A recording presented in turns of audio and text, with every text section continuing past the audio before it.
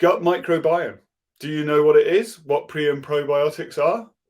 What good versus bad is, and how to improve your microbiome? If you'd like to find out, stick around and we'll go through it in this video. Right at the end of this thing, I'm going to tell you how to improve your microbiome. So stick around and stay for that. So for those of you who don't know what the microbiome is just a word that describes all the commensal bacteria and other organisms that are in our gut that help us to do functions and help us to survive and really improve our health. So there's a lot of these things. So we're going to focus on bacteria. There are other things like yeast and some other types of organisms that are in the gut, but we're really going to focus largely on bacteria for the purpose of this talk, okay?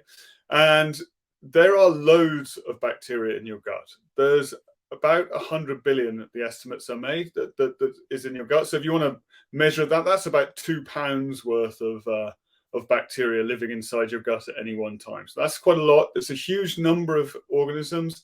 That's more than the number of cells you have in your body. Okay, and the reason why this is so important is that we're discovering that the microbiome has a really important role to play in all sorts of aspects of your health. So it's got a huge role to play in our immune function. The majority of your immune system actually lives in your gut, and also have a healthy immune reaction to certain foods and other pathogens that become ingested.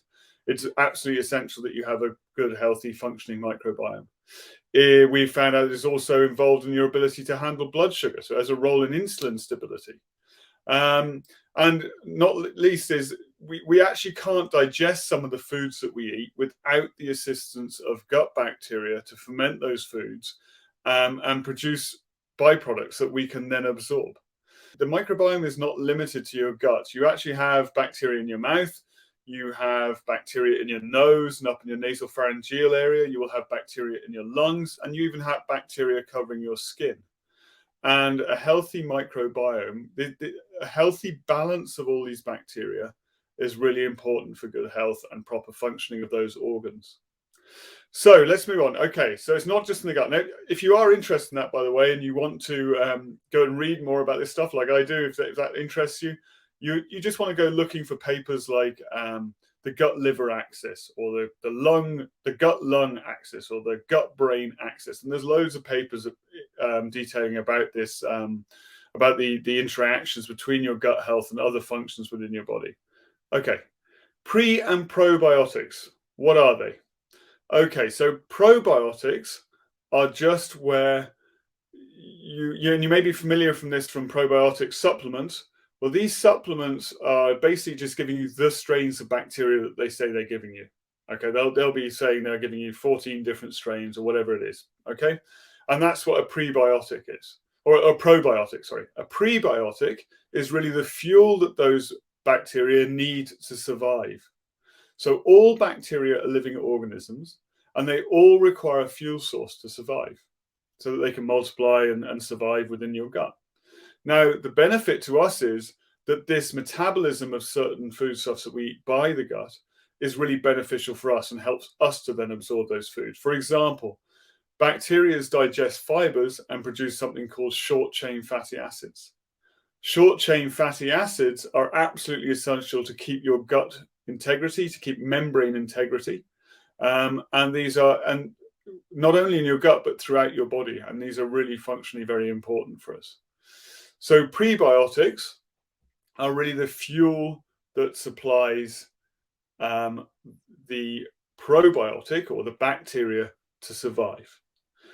Now, good versus bad. You will hear this talked about all the time, all over the internet, and flashy articles saying good bacteria versus bad bacteria. I don't really want to focus on that. I mean, you have loads of different bacteria in your body. What you really want to have, or what you really need, is to have a good balance of bacteria within your body to give you as round a function as you possibly can. What you don't want is a buildup of bad bacteria and a lowering of the good bacteria for you, so that it becomes this imbalance. That can be problematic, and that's largely to do with the sort of foods that you're eating. Things like high sugar and high fat diets will adversely affect your microbiome, the diversity of your gut bacteria, and the gut bacteria then that thrive will produce byproducts that are not so good for you. So where does the difference between good and bad come from? Okay, so the difference really comes from one of the byproducts that are produced by bacteria are called lipopolysaccharides, or LPS.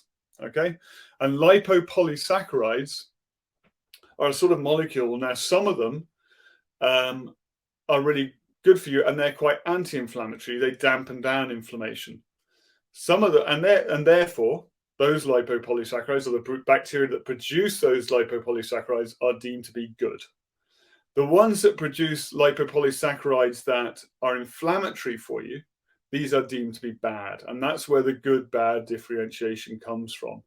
Now, what drives that ultimately, remember what drives that is the sort of foods you're eating. If you're eating high sugar, high fat diets, it will drive the inflammatory cascade and the inflammatory element of lipopolysaccharides. And if you're eating a much better balanced diet with lots of vegetables and anything, the opposite will be true. Okay, so the big question, how do you actually improve your microbiome? We know that it's going to really help your ability, your immune system. We know that it's really going to help you manage blood sugars. We know it helps you absorb nutrients and provide other nutrients that you wouldn't get otherwise, so you actually really need. Well, the big thing to remember is about diversity. Okay, so the one word I always remember is diversity. It's diversity of the types of fiber that you're getting into your diet. And the only way to get this is to eat a really diverse group of vegetable fibers in your diet. So as many different kinds of vegetables as you can. That's not necessarily mean loads and loads of different ones of them, but you have to eat huge volumes of it. You need to eat a large diversity, as many as you possibly can in your diet throughout the year. So, this is not saying that you have to become a vegetarian. You don't need to be, but you do need to have vegetables in your diet and other plant sources of fiber in your diet to improve the microbiome diversity.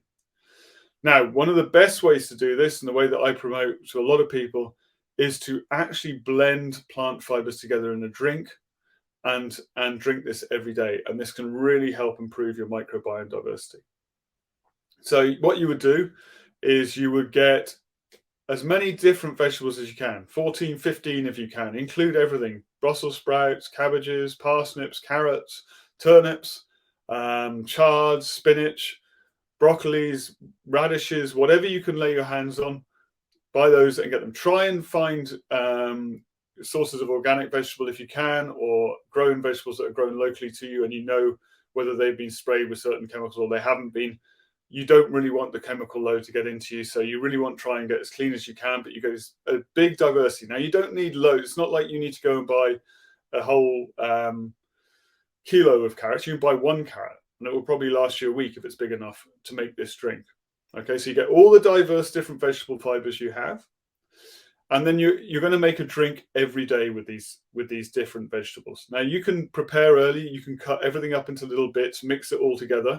You can even freeze it, because you're not after the nutrient value. The nutrient value will drop, but the fiber content within those vegetables will stay the same. So you can even freeze this. So you could work ahead of time, chop all your vegetables up into little bits, mix them all together in a big bowl, and every day you take a little half cup of them out, cover them with water and blend them. It's really easy to do in a NutriBullet.